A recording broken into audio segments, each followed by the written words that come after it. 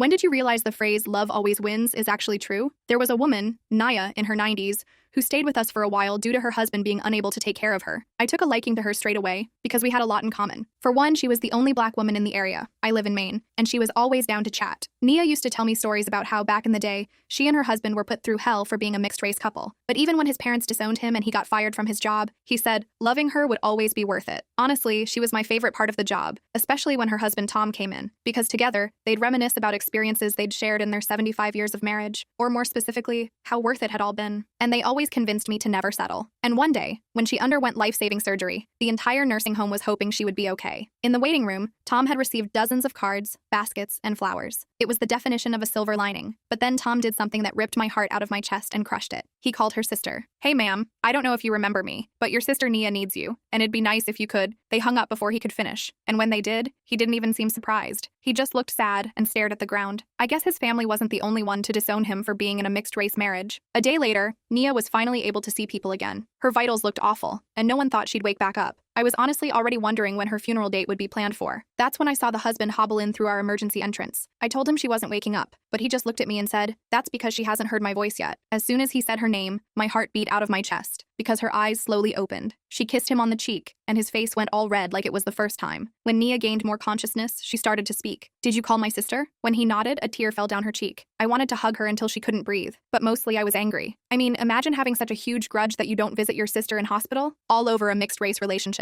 Well, I wasn't having it. As Tom fell asleep beside Nia, I stole his phone and called her number on my phone. "Hello," I announced in a customer service way. "Your sister is alone in the hospital. We're wondering if you're her next choice of contact. Is that a Nigerian accent I hear?" Her voice was low, skeptical. I told her yes, and proceeded to fake gush with her for 5 minutes over what an amazing country it is I've still never been. And turns out, that was one of the best decisions I'd ever made, because she ended up actually coming. I don't know what I was expecting. Maybe some cartoonish reunion where Nia runs over to her and they jump up and down, or a Ingle tear falling from her cheek as she whispers, "I'm sorry." But either way, none of that happened. The second she saw Tom, she lost it. What the F if I knew he was here, I wouldn't have come. My heart dropped. Nia turned to look at me, wondering what the F was going on, how her sister knew where they were. But before I could explain, they started to argue. "You spent your entire life ruining the bloodline, and now you'll die ruining the bloodline." Her sister's words were sharp, but Nia was sharper. "Oh, I'm sorry, we can't all be a miserable piece of crap like you. How did you even get here? Your boyfriend drove?" "Oh, wait." She then laughed like she was 18 again. "You know, Faith, you're such a drag that you still don't have a boyfriend. And instead of finding one, you came to find me and yell at me for having what you don't. You're effing pathetic." Something broke that day. You could feel it in the air. And Nia became more assertive, more confident. I thought I had finally helped to heal her, but I was wrong. So indubitably, inexplicitly wrong. And when Nia came back for her little revenge plot, our lives were changed. Forever. The rest of the full video is on my channel and linked below.